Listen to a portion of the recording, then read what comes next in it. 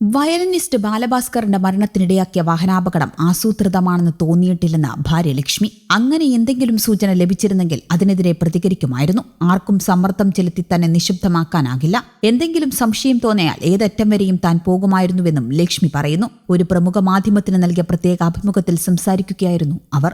അർജുൻ മൊഴിമാറ്റിയത് തന്നെ ഞെട്ടിച്ചുവെന്ന് പറഞ്ഞ ലക്ഷ്മി ഇതുവരെയുള്ള അന്വേഷണത്തിൽ തനിക്ക് വിശ്വാസമുണ്ടെന്നും വ്യക്തമാക്കി. മരണത്തിനിടയാക്കിയ വാഹനാപകടം നടക്കുമ്പോൾ വാഹനം ഓടിച്ചിരുന്നത് ഡ്രൈവർ അർജുൻ തന്നെയാണ്. ആശുപത്രിയിൽ ചികിത്സയിൽ കഴിയുന്ന സമയത്ത് അർജുൻ തന്നെ ഇക്കാര്യം ബാലഭാസ്കറിന്റെ സുഹൃത്തുക്കളോട് സമ്മതിച്ചിരുന്നു. ഉറങ്ങിപ്പോയതുകൊണ്ടാണ് അപകടം സംഭവിച്ചത് എന്ന് പറഞ്ഞു കരഞ്ഞിരുന്നു. അപകടശേഷം അവസാനമായുള്ള ഓർമ്മയിൽ ഡ്രൈവർ സീറ്റിൽ അർജുൻ പകച്ചിരിക്കുന്നതാണ് താൻ കണ്ടത്. പിന്നീട് അർജുൻ മൊഴിമാറ്റുകയായിരുന്നു.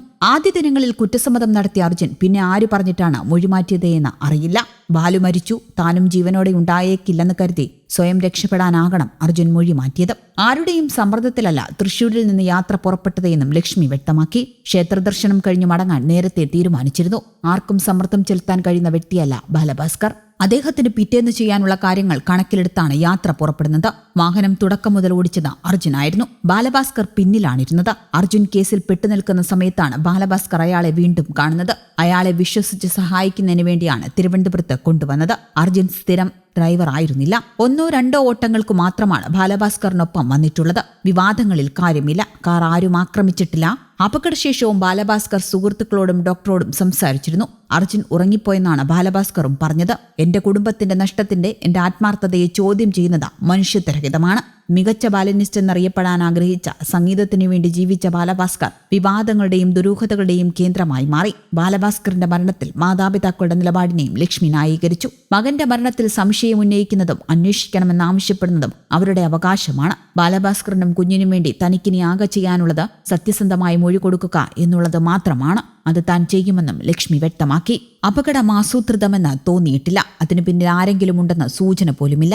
അങ്ങനെയുണ്ടെങ്കിൽ താൻ പ്രതികരിക്കുമായിരുന്നു. ഇതുവരെയുള്ള അന്വേഷണത്തിൽ സംതൃപ്തിയാണ്. ശാരീരിക ബുദ്ധിമുട്ടുകൾ മാറ്റിവെച്ച് അന്വേഷണത്തോട് സഹകരിക്കുന്നുണ്ട്. വിവാഹം കഴിഞ്ഞതു മുതൽ ബാലഭാസ്കറിന്റെ വീട്ടുകാരുമായി അകൽച്ചയിലായിരുന്നു. പ്രണയിച്ച് വിവാഹം കഴിച്ചതുകൊണ്ട് ബാലഭാസ്കറിന്റെ വീട്ടുകാർ എന്നെ അംഗീകരിച്ചിരുന്നില്ല. ഒരു തവണ വീട്ടിൽ കൊണ്ടുപോയിട്ടുണ്ട്. ബാലു വീട്ടിൽ പോകുമായിരുന്നു. അപകടശേഷം 2 തവണ വന്നു കണ്ടിരുന്നു. പിന്നെ മിണ്ടിയിട്ടില്ല.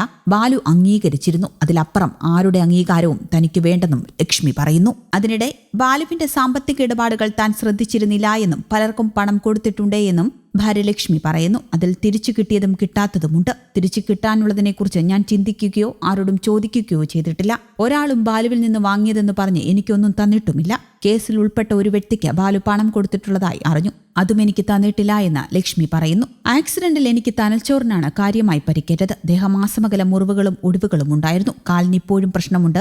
ചികിത്സ തുടരുകയാണ്. ആശുപത്രിയിൽ ബോധം തെളിഞ്ഞപ്പോൾ കൈകളൊക്കെ ബെഡിൽ കെട്ടിയിരിക്കുകയാണ്. ബാലുവിനെയും കുഞ്ഞിനെയും അന്വേഷിച്ചപ്പോൾ എല്ലാവരും പുറത്തുണ്ടെന്നാണ് സിസ്റ്റർമാർ പറഞ്ഞത്. ഏറെ നാൾ ബാലുവുമായി സംസാരിക്കുന്നത് ഒരു യാഥാർത്ഥ്യമായി വിശ്വസിച്ചിരുന്നു. പിന്നീടാണ് ബാലുവും മോളും പോയ കാര്യം അറിഞ്ഞത്. ഞാനത് വിശ്വസിക്കാതെ കൗൺസിലിംഗിനെത്തിയ സൈക്കോളജിസ്റ്റിനോട് ഇറങ്ങിപ്പോകാൻ പറയുകയായിരുന്നു. News desk Kerala Kaumudi.